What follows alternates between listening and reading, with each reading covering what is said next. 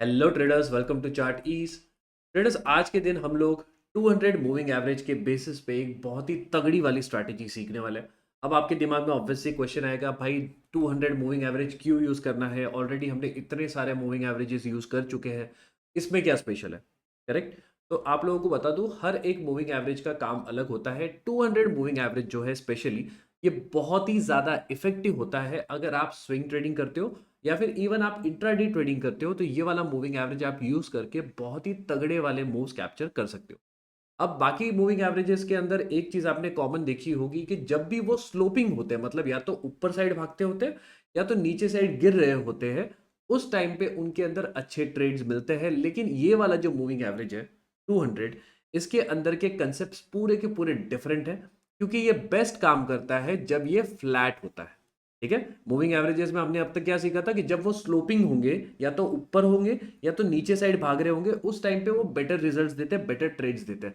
लेकिन ये इकलौता ऐसा मूविंग एवरेज है जो जब फ्लैट होता है तब जाके आपको बड़े मोमेंटम के मूव्स देता है। समझ में आ रहा है? एक और चीज आप लोगों को इसके नाम से समझ में आ गई होगी कि 200 मूविंग एवरेज मतलब पिछले 200 कैंडल्स का एवरेज। बात समझ में आ रही है आप लोगों को? ये लाइन प्लॉट करती है, तो ये मूवमेंट जो करता है काफी स्लो करता है। तो ये बहुत ही बड़ा लैगिंग इंडिकेटर है, लेकिन स्विंग ट्रेडिंग के लिए बहुत ही तगड़ा काम करता है। इवन इंट्राडे ट्रेडिंग के लिए मैं कुछ आपको मॉडिफिकेशन बताऊंगा इसके अंदर, जिससे आपको अच्छे रिजल्ट्स ये देगा। ठीक हो गया। अब एक क्वेश्चन यहाँ पे आ सकता है कि भाई मूविंग एवरेज कौन सा यूज करना है, सिंपल मूविंग एवरेज यूज करना है, ईएमए यूज करना है? कोई फर्क नहीं पड़ता। मैं आपको एक सिंपल तरीका बता देता हूँ। डेली टाइम फ्रेम के ऊपर अगर आप स्विंग ट्रेडिंग कर रहे हो, या इवन आर्ली टाइम फ्रेम या वीकली टाइम फ्रेम पे अगर आप इसको यूज कर रहे हो, तो आप यूज करिए सिंपल मूविंग एवरेज। समझ में आ गया? मतलब 200 मूविंग एवरेज जो आप प्लॉट करोगे वो सिंपल वाला प्लॉट करो, वो आपको बेटर रिजल्ट्स देगा। बाकी इंट्राडे के लिए आप दोनों में से कोई भी यूज करो, उससे कोई ज्यादा फर्क नहीं पड़ेगा। तो चलिए आज की वीडियो को स्टार्ट करते हैं। आज की वीडियो का टाइटल है 200 moving average swing trading strategy. ये सेम चीज आप इंट्राडे में भी अप्लाई कर सकते हो, बेटर रिजल्ट्स आपको मिलेंगे। दो एक्सपर्ट हैक जब आप उसके ऊपर यूज करोगे तो।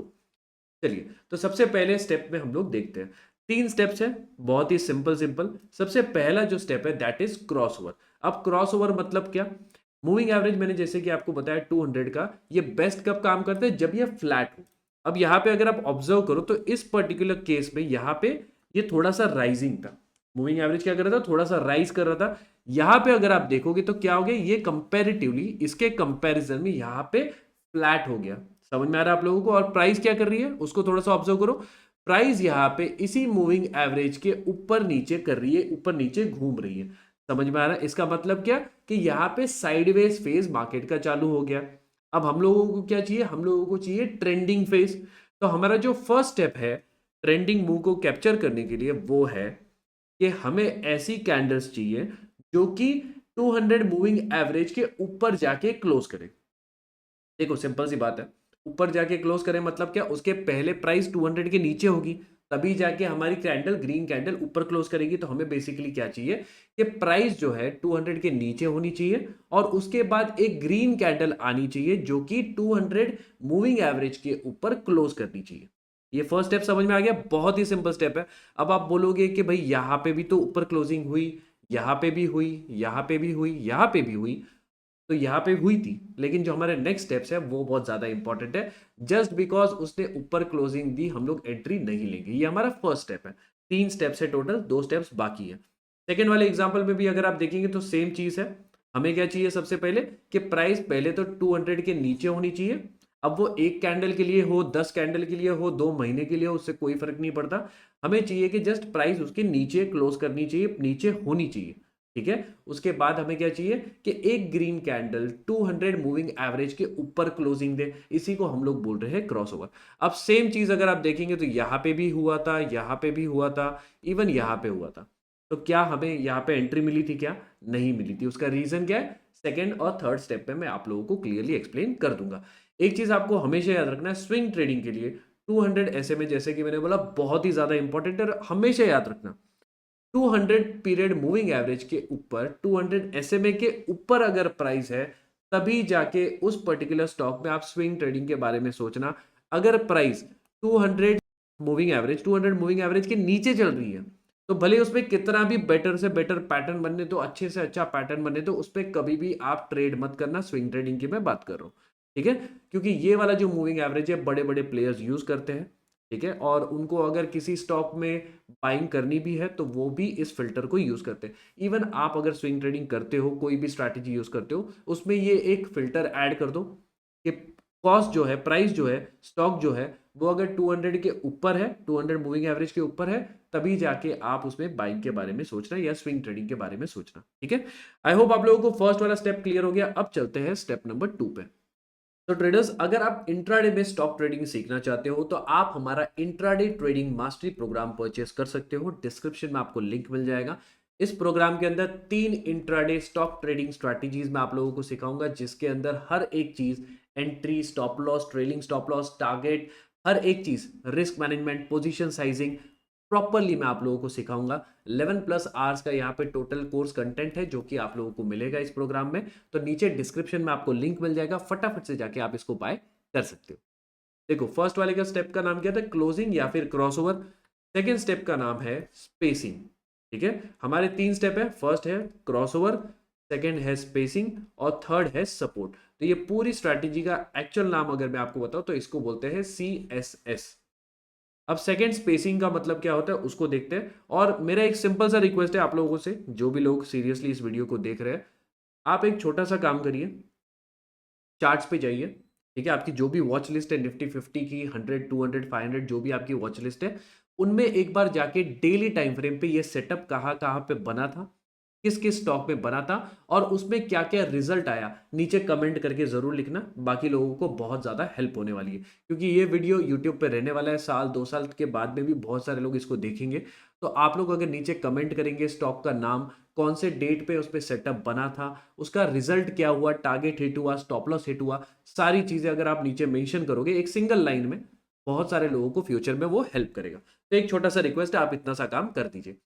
अब एक चीज मैंने बोला कि फर्स्ट स्टेप हमारा हो गया क्रॉसओवर या फिर क्लोजिंग। अब सेकंड स्टेप हमें क्या चाहिए? हमें चाहिए कि क्लोजिंग होने के बाद 200 SMA के ऊपर प्राइस क्लोज करने के बाद हमें चाहिए कि प्राइस थोड़ा सा बाउंस करे। देखो, बहुत सारे जो नए ट्रेडर्स होते हैं वो सबसे बड़ी गलती क्या करते हैं, जैसे ही एक कैंडल 200 SMA के ऊपर क्लोजिंग दे देती है वो डायरेक्टली बाय कर लेते हैं।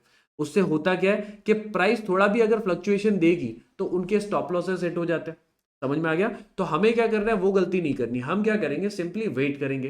प्राइस एक बार क्लोज कर गई 200 के ऊपर, अब हम शांति से बैठेंगे, वेट करेंगे प्राइस के मूवमेंट के लिए। अब हमें क्या चाहिए कि प्राइस थोड़ा सा ऊपर भागे।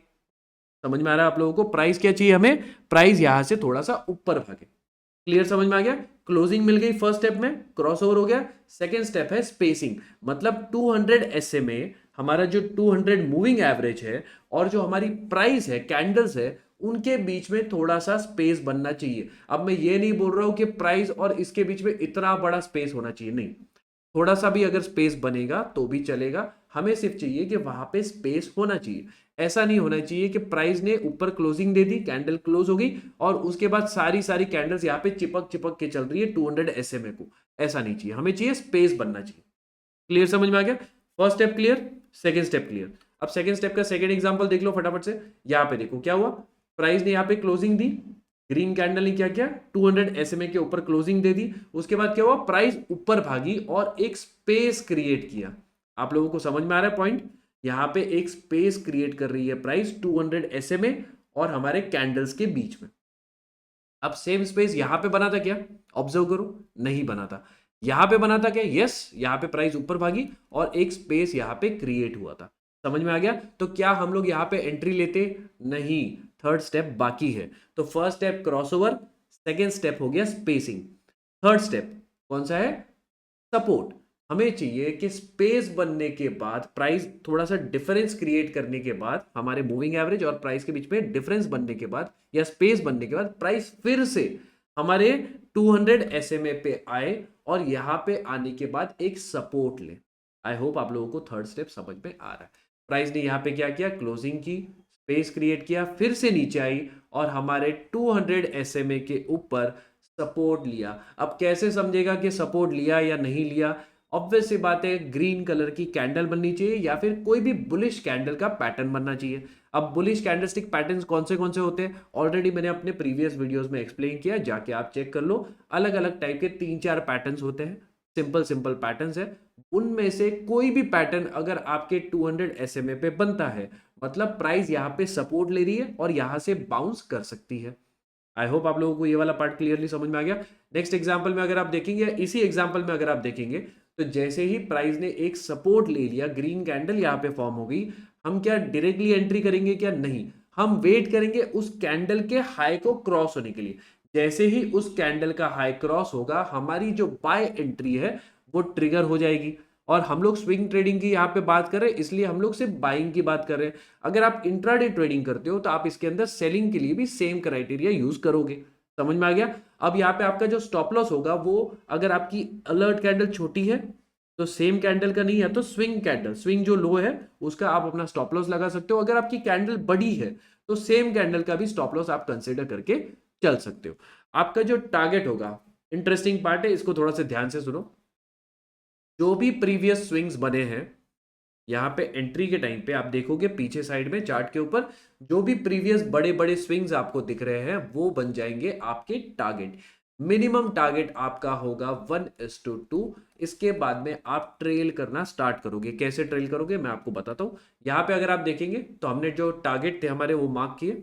ये वाला जो टारगेट था, यहाँ पे कहीं पे हमारा 1:4 का टारगेट आ रहा था, हमने इसे मार्क किया और प्राइस ने क्या किया, 1:4 का टारगेट यहाँ पे अचीव किया।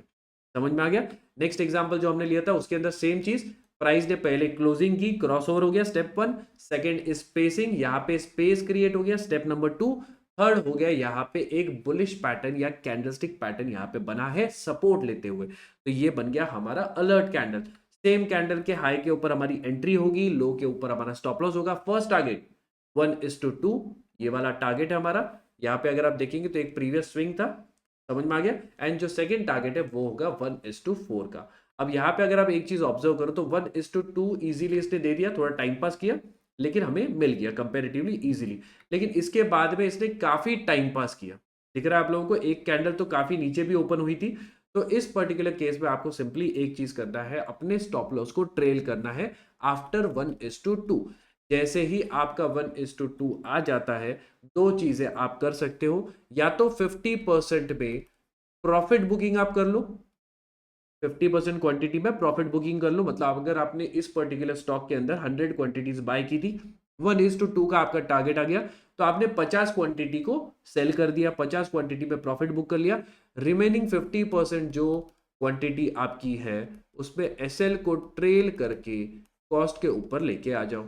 समझ में आ गया? तो इन केस अगर प्राइस यहां से रिवर्स भी होगी तो आपका कोई भी नुकसान नहीं होगा। आई होप आप लोगों को ये वाला पार्ट क्लियरली समझ में आ गया। अब आता है सबसे इंपॉर्टेंट चीज जो कि है एक्सपर्ट हैक्स। अच्छा, एक दो चीज मैं आप लोगों को और बता देता हूँ। जो एक्सपर्ट हैक्स के अंदर कुछ चीजें मैंने 44 EMA वाली स्ट्रैटेजी में सिखाई थी, स्विंग ट्रेडिंग स्ट्रैटेजी थी वो सेम स्ट्रैटेजी के एक्सपर्ट हैक्स यहाँ पे भी एप्लीकेबल है। तो सेम चीजों को आप यहाँ पे भी यूज कर सकते हो, वो वीडियो जाके आप देख सकते हो, हमारे चैनल पे अवेलेबल है। एक फर्स्ट वाला जो एक्सपर्ट हैक है वो है नो ब्रेकडाउन। मैंने आपको फर्स्ट स्टेप क्या बताया था कि प्राइस 200 SMA के नीचे जानी चाहिए। अब बहुत बार क्या होता है ना कि स्टॉक क्या करता है, डायरेक्टली यही से सपोर्ट लेना स्टार्ट कर देता है। तो क्या ऐसे केस में हम लोग इसमें ट्रेड नहीं करेंगे क्या? आप सिंपली क्या कर सकते हो, ऑब्जर्व करो। दो चीजें आपको करनी है। देखो, फर्स्ट जो स्ट्रैटेजी मैंने आपको बताई उसके अंदर क्लियर था कि कोई भी कैंडल आपकी 200 SMA के नीचे जानी चाहिए, क्लोज होनी चाहिए, उसके बाद प्राइस फिर से ऊपर आएगी, तब जाके हमारा क्राइटेरिया स्टार्ट होगा। इस पर्टिकुलर केस में हम लोग क्या कर सकते हैं, हम लोग ऑब्जर्व कर सकते हैं कि क्या प्राइस 200 SMA पे कंसोलिडेशन कर रही है या नहीं कर रही है। ये सेम मेथड है काइंड ऑफ जो हम लोग 9 और 20 में यूज कर रहे थे, 920 EMA के अंदर। सेम मेथड यहाँ पे भी आप यूज कर सकते हो। आपको चाहिए कि प्राइस इसी जोन के आसपास 200 SMA के आसपास कंसोलिडेट करे। अगर कंसोलिडेशन के बाद में यहाँ पे आपको ब्रेकआउट मिलता है तो आप यहाँ पे बाइंग कर सकते हो। यहाँ पे अगर आप एक चीज ऑब्जर्व करोगे तो इसके अंदर बड़े मूव्स काफी जल्दी मिलते हैं, क्योंकि ये स्ट्रेंथ आपको बता रहा है। देखो, प्राइस अगर 200 SMA के नीचे जा रहा है, फिर ऊपर आ रहा है, उसे उसी के आसपास घूम रहा है, मतलब क्या, कहीं ना कहीं उसके अंदर स्ट्रेंथ थोड़ी कम है। यहाँ पे प्राइस 200 SMA के नीचे जाने को तैयार ही नहीं है, मतलब क्या कि इस पर्टिकुलर स्टॉक के अंदर जो स्ट्रेंथ है, बाइंग स्ट्रेंथ है, वो काफी ज्यादा है। तो इनके अंदर आपको बड़े मूव्स काफी इजीली मिलेंगे। नेक्स्ट वाला जो है वो है वीकली। अब यहाँ पे सेकंड एक्सपर्ट हैक क्या है, वीकली टाइम फ्रेम। आप सेम स्ट्रैटेजी को वीकली टाइम फ्रेम के ऊपर भी यूज कर सकते हो। यहाँ पे अगर आप ऑब्जर्व करोगे तो प्राइस काफी टाइम नीचे था, ऊपर गया, स्पेस बनाया, फिर नीचे आया, क्लोजिंग दी, और उसके बाद में बहुत ही बड़े बड़े मूव्स इसने दिए। तो इसके अंदर आप ट्रेलिंग का एक और फंडा यूज कर सकते हो, या फिर इन्वेस्टमेंट अगर आप करते हो, लॉन्ग टर्म की पोजिशनल ट्रेडिंग करते हो, 6 महीना साल भर होल्ड करते हो, तो आप वीकली टाइम फ्रेम को यूज कर सकते हो सेम स्ट्रैटेजी के साथ में। तो इसमें होगा क्या कि आपको छोटे रिस्क के साथ में बड़ा रिवॉर्ड मिलेगा। समझ में आ गया आप लोगों को? एसएल हिट होगा तो छोटा होगा, और जब रिवॉर्ड मिलेगा, आपके फेवर में भागना स्टार्ट करेगा, तो वो बहुत बड़े बड़े मूव्स आपको लॉन्ग टर्म में देता रहेगा। क्लियरली समझ में आ गया? आई होप आप लोगों को वीडियो बहुत ही अच्छे से समझ में आया है। वीडियो पसंद आए, वीडियो को लाइक करो, चैनल को सब्सक्राइब करो। मिलता हूं मैं आप लोगों से नेक्स्ट वीडियो में, तब तक के लिए हैप्पी ट्रेडिंग।